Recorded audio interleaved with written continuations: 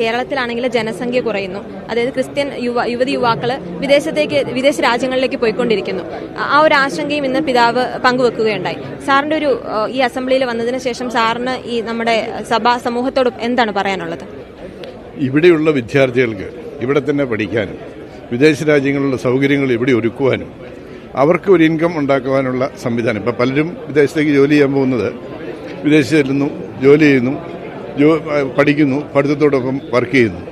ആ ഒരു സിസ്റ്റം ഇവിടെയും വന്നേ പറ്റൂ. ഇപ്പോൾ ഇവിടെ വന്നിട്ടുണ്ട്, സിനിമാ മാളിലെല്ലാം പിള്ളേർ വർക്ക് ചെയ്യുന്നുണ്ട്, അവർക്ക് അതിനുള്ള ഇൻകം കിട്ടുന്നുണ്ട്. അതുപോലെ കാർഷിക മേഖല ഇവിടെ തകർന്നടിച്ചിരിക്കുക. കൃഷി ഇവിടെ പ്രോത്സാഹിപ്പിക്കണമെന്നുണ്ടെങ്കിൽ ഇപ്പം ഇസ്രായേലുകാരൻ ഒരേക്കർ സ്ഥലത്ത് വാഴ വെച്ചാൽ അവന് 8 ലക്ഷം രൂപ വരുന്ന ഇൻകം. അത് ഏത്തവാഴ കൃഷി ചെയ്തിട്ട് ഏത്തക്ക പച്ച ഏത്തക്ക മൂത്ത് കഴിയുമ്പം അത് പൊടിച്ച് അതിൻ്റെ പൗഡർ വിടുന്നു. US, യൂറോപ്പ്, കാനഡ അവിടെ ഓർഗാനിക് ആയിട്ടുള്ള ഈ ഏത്തക്ക പൗഡർ കുട്ടികളുടെ വയറുവേദനയെ തടയും. ഒരു വയസ്സിൽ താഴെ കുട്ടികൾക്ക് വയറുവേദന എന്ന് പറയാൻ പറ്റില്ല. അതിന് 1200 രൂപ വിലയാണ്. ഒരു ഏത്തക്കൊല വിറ്റാൽ കർഷകന് കിട്ടുന്ന അങ്ങേറ്റം 12 കിലോ. അതിന് മാർക്കറ്റിൽ കിട്ടുന്ന ഒരു 360 രൂപ അല്ലെങ്കിൽ 480 രൂപ. അത് 1200 രൂപയായിട്ട് മാറുക. അപ്പം കോൾഡ് സ്റ്റോറേജുകളും അതോടൊപ്പം ഫുഡ് പാർക്കുകളും ഉണ്ടായി വാല്യൂ ആഡഡ് പ്രോഡക്ട്സ് ഉണ്ടാക്കാനുള്ള ഒരു സംവിധാനത്തിലേക്ക് കടക്കണം. പാലാ രൂപത ഇപ്പോൾ ഏതാണ്ട് അതിലേക്ക് കടന്നിട്ടുണ്ട്. അങ്ങനെയൊന്നും കുട്ടികൾ പോകില്ല പുറത്ത്. ശരത് പവാറിൻ്റെ ബാരാമതി എന്ന് പറഞ്ഞ കോൺസ്റ്റിറ്റ്യുവൻസി ഒരൊറ്റയാളും സർക്കാർ ജോലിക്ക് പോകുന്നില്ല. മിനിമം 2 ലക്ഷം രൂപ അവിടെ അവർക്ക് വരുമാനം കിട്ടുന്നുണ്ട്. അതിൻ്റെ കാരണം മുന്തിരി ആണെങ്കിൽ അതിൻ്റെ ഫ്ലഷ് വൈനിന് പോകുന്നു, കുരു ഓർഗാനിക് മാനുവറിന് പോകുന്നു, തൊലി കളറിങ്ങിന് പോകുന്നു. ഇതെന്തുകൊണ്ട് നമുക്കായിക്കൂടാ?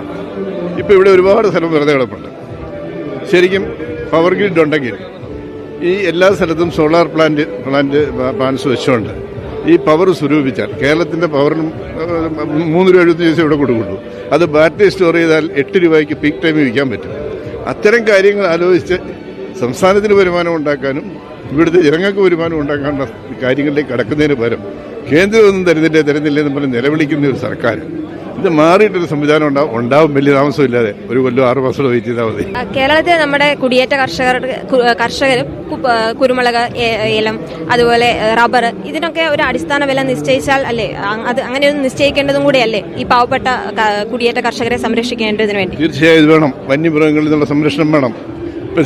സിംഗപ്പൂർ സഫാരി പാർക്കില്ലേ, എന്തുകൊണ്ടാണ് മൃഗങ്ങൾ അപ്പുറത്ത് കിടക്കാത്തത്?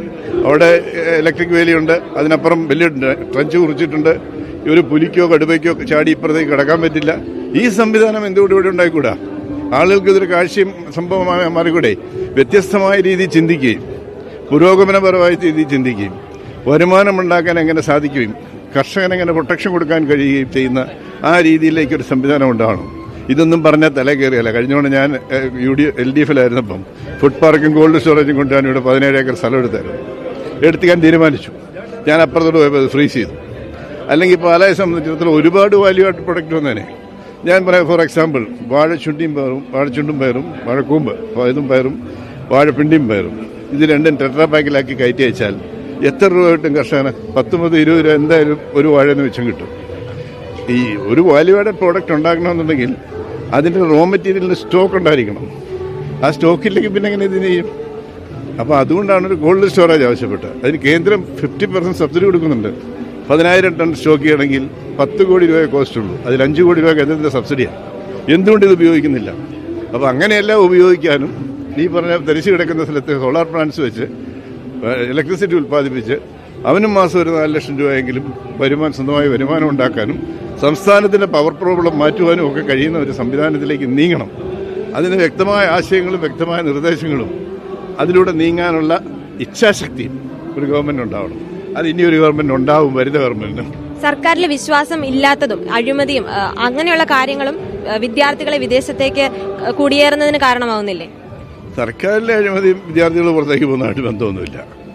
പല PSC അഴിമതികള്, അവർക്ക് പല കോഴ കേസുകൾ, ഇതൊക്കെ കേൾക്കുമ്പോൾ നമുക്കിവിടെ നിന്നിട്ട് കാര്യമില്ല എന്നൊരു തോന്നലല്ലേ യുവാക്കൾക്കും യുവതികൾക്കും ഉണ്ടാകുന്നത്? ഇന്ന് തൊഴിലവസരങ്ങളില്ലല്ലോ. എന്തുമാത്രം നഴ്സുമാരുടെ വേക്കൻസി ഇവിടെ കിടക്കുന്നു.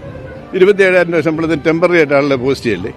എല്ലാ സ്ഥലത്തും ഉദ്യോഗാർത്ഥികൾക്ക് PSC വഴി നിയമനം കിട്ടേണ്ട ഒരു പിള്ളേരെ 6 മാസം കോൺട്രാക്ട് എടുത്ത് പാർട്ടിക്കാരെ പോസ്റ്റ് ചെയ്യല്ലേ? അതിൽ മാറ്റം ഉണ്ടാവും. ഉണ്ടായേ പറ്റൂ, ഉണ്ടാവും.